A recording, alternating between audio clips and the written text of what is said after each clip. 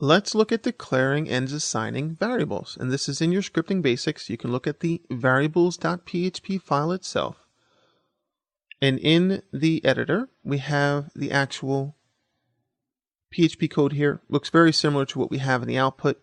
Remember that that is just HTML that looks like PHP code. It's not really PHP code. It needs to have this in between here. And what separates it is just the notation of what you're using. We're using straight HTML to process those characters so that we don't make anything confusing for us. We don't want to make it confusing and have that execute twice. It's only really just designed that way. So if we look over here, you can see that. The ampersand LT semicolon is the less than sign, and then we have question mark PHP. And if we just had that less than sign, it would mess things up there. It would take it literally to mean that's PHP code. Anyway, so what we do here is we actually assign a variable. Remember, $sign here, you have to remember that $sign in front of all your variables equals to, and we're assigning a value of 21. Now, we can reassign that anywhere else by putting $sign age is equal to 21 or 43 or whatever, another variable, for example. We'll see that as well, something like this.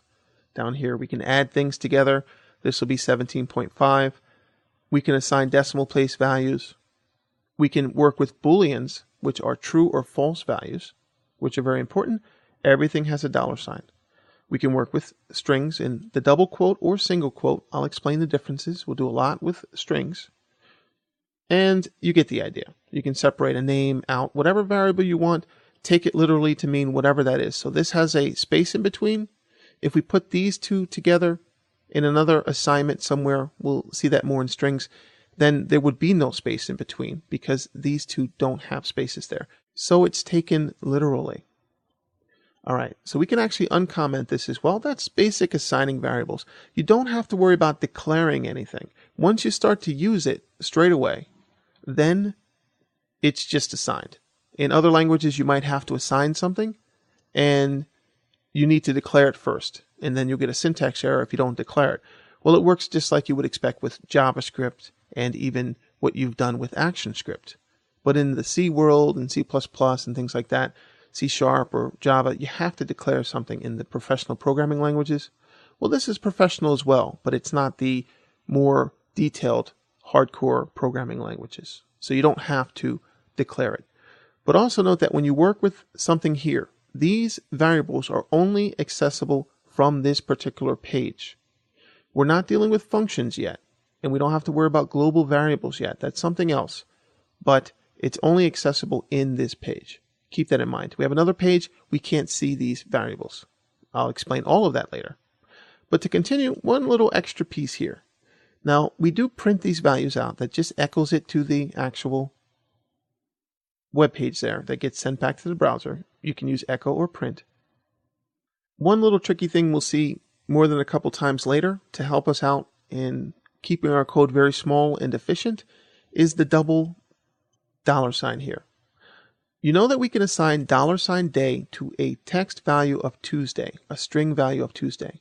What you might not have known is that you can actually assign a variable to a name here, day, which is still text, still a string.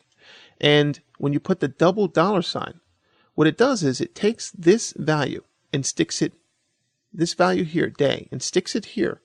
And essentially is like saying assign day to Friday. And then it does the extra thing of getting rid of the quotes, and it's just like saying $day is equal to Friday. It's a shorthand thing, and it helps you out when you're writing programs that are creating programs within programs. When you're creating dynamic text, you're doing a lot of processing, for loops to get values back from a data, or processing from a database, or working with arrays, for example. That really, really helps out. And we can just take a peek at that. And it's going to be right here at the top. Note that it's taken literally. There's no space in between there, because that value and that value are taken literally. If we take a peek, print $$ var, that's saying $var is equal to day, and then $day is equal to Tuesday. Well, we reassigned it there, so it's now equal to Friday. So that's what gets printed out. And you can also see here, this is the exact same thing to us. But in the computer world, It knows it's different. It knows it's more complex, but it really is the same thing. We'll see that later. It's a little bit complex for the beginning sections here, but just another interesting way to look at how you can assign things. And also note, we'll look at this as well.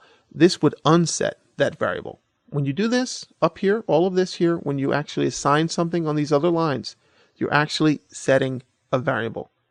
It is no longer unset. It is now set. And then if you want to get rid of that value and make it the variable actually unset, you can do that. We'll see that as well. We'll just comment that back out, and you get the idea.